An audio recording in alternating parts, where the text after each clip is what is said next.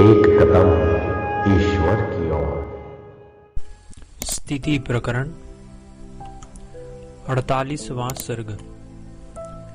भोग आदि की लालसा की निंदा, दाशूर की उत्पत्ति और प्रसन्न हुए अग्निदेव से उनको वर प्राप्ति।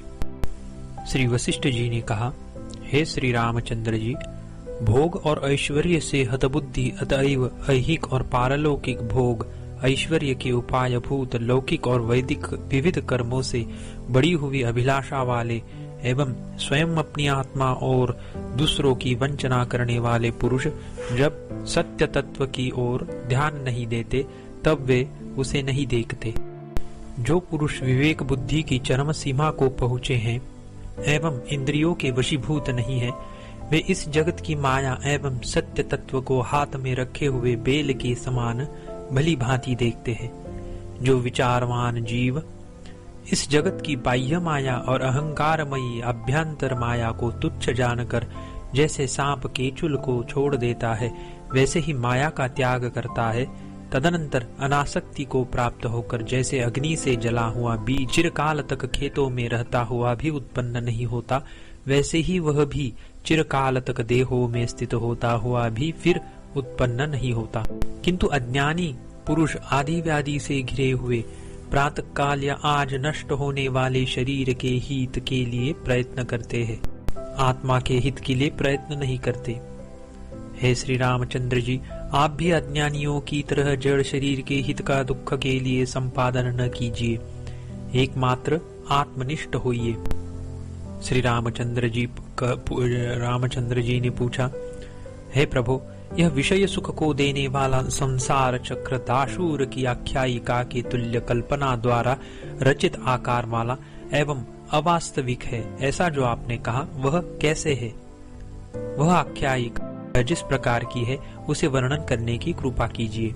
श्री वशिष्ठ जी ने कहा, हे श्री रामचंद्र जी, जगत की माया के स्वरूप के उदाहरण रूप से मेरे द्वारा कही जा रही दाशूर की आख्यायिका को आप सुनिए। इस पृथ्वी तल में विचित्र फूलों के वृक्षों से परिपूर्ण मगध नाम से प्रसिद्ध बड़ा समृद्ध देश है। उसमें कदम्ब वन के विस्तार ने अनायास सब जंगलों को वेष्टित कर रखा है। भांति भांति के पक्षियों के झुंडों और आश्चर्यमय वस्तुओं से वह बड़ा रमणीय है। उसकी ग्राम सीमा की भूमियां धान आदि की खेती से व्याप्त है। नगर के उपवनों से वह सुशोभित है। उसकी सब नदियों के तट कमल, उत्पल और कहलार से भरे हैं। उपवनों के झूलों में झूल रही महिलाओं के गानों से वह गुलजार है।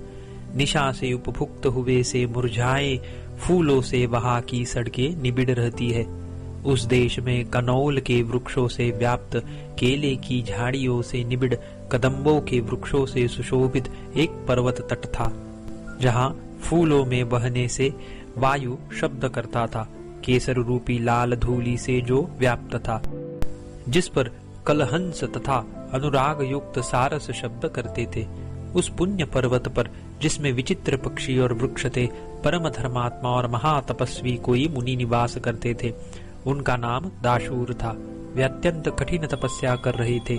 कदम्ब वृक्ष की चोटी पर वे रहते थे। उन्हें संसार की किसी वस्तु से अनुराग न था और वे महाज्ञानी थे। श्री रामचंद्र जी ने कहा, हे भगवान, वे महातपस्वी वन में कदम्ब के विशाल वृक्ष की चोटी पर किसके प्रभाव से और कैसे रहते थे? श्री वशिष्ठ जी ने कहा, हे श्री रामचंद्र जी, शरलोमा नाम से विख्यात उनके पिता थे। वे दूसरे ब्रह्मा के सदृश थे। उसी पर्वत पर निवास करते थे। देवगुरु बृहस्पति के पुत्र कच्छ की तरह उनके यह एक पुत्र हुआ। उस पुत्र के साथ उन्होंने वन में सारी आयु व्यतीत की। तदुपरांत वे शरलोमा ऋषि यहाँ पर अनेक वर्षों का उपभोग करके जैसे पक्षी घोंसला छोड़कर चला जाता है, वैसे ही देह का त्याग कर स्वर्ग को चले गए। दुर्भाग्य द्वारा दाशूर के पिता दाशूर से पृथक किए गए थे, अतएव एकाकी वे कुरर पक्षी के सदृश करुण विलाप करने लगे। माता और पिता के वियोग से शोक संतप्त वे हेमंत के कमल के समान अत्यंत म्लान हो गए। हे श्री रामचंद्र जी, अत्यंत दीन उस बालक को वन देवता ने अदृश्य शरीर होकर इस प्रकार आश्वासन दिया, हे ऋषिपुत्र, हे महाप्राज्ञ, तुम अज्ञानी के समान क्यों रोते हो? तुम संसार के चंचल स्वरूप को क्या नहीं जानते? हे सज्जन, संसार में चंचल सृष्टि सदा ऐसी ही है।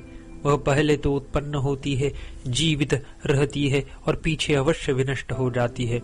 हे मुने, व्यवहार दृष्टि में ब्रह्मा आदि यह जो कुछ भी वस्तु प्रसिद्ध है उसका अवश्य विनाश हो जाएगा, इसमें कोई संदेह नहीं है। इसीलिए पिता के मरण के लिए तुम व्यर्थ विषाद मत करो। जैसे उदित हुए सूर्य अवश्य डूबते हैं, वैसे ही उत्पन्न हुए का विनाश अवश्यंभावी है। दाशूर के नेत्र मारे विलाप के लाल हो गए थे। वे ऐसी आकाशवाणी सुनकर जैसे मोर मेघ का गर्जन सुनकर धैर्य को प्राप्त होता है, वैसे ही धैर्य को प्राप्त हुए। उठकर अपने पिता का और्ध्वदेहिक कर्म बड़ी आतुरता के साथ करके उत्तम सिद्धि प्राप्त करने के लिए उन्होंने तपस्या के लिए दृढ़ निश्चय किया। वन में ब्रह्मोचित कर्म से तपस्या कर रहे उन्होंने अत्यंत शुद्धि अशुद्धि आदि कल्पनाओं से युक्त श्रोत्रियत्व प्राप्त किया। जिससे ज्ञेय तत्व का ज्ञान नहीं हुआ, ऐसी बुद्धि वाले उस श्रोत्रिय का चित्त उन शुद्धि और अशुद्धि की कल्पनाओं से इस पवित्र पृथ्वी पर विश्राम को प्राप्त नहीं हुआ। यद्यपि यह सारा भूमंडल शुद्ध था, तथापि इसे केवल अशुद्ध सा देखते हुए वे कहीं पर विश्रांति को प्राप्त नहीं हुए। तदनंतर अपनी कल्पना से ही उन्होंने विचार किया कि वृक्ष की चोटी ही पवित्र है, उसी पर मेरा रहना ठीक है। इसीलिए अब मैं तपस्या करूंगा, जिस तपस्या से वृक्षों, शाखाओं और पत्तों पर पक्षियों की तरह रह सकूं। ऐसा विचार कर खूब धधकती हुई आग जलाकर उसमें अपने कंधों से नोच नोच कर मांस की आहुति देने लगे। तदुपरांत में देवताओं का मुख हो, इसीलिए देवताओं के कंठ ब्राह्मण के मांस से भस्म न हो, ऐसा विचार कर दैदीप्यमान भगवान अग्निदेव उनके सामने जैसे बृहस्पति के सामने सूर्य प्रकट हुए। हे सज्जन, जैसे कोश के भीतर से कोशाधिपति पहले से स्थापित मणि को ग्रहण करता है, वैसे ही हे कुमार, तुम्हारे अंदर पहले से विद्यमान अभिष्ट वर तुम ग्रहण करो। ऐसा धीर वचन उन्होंने कहा।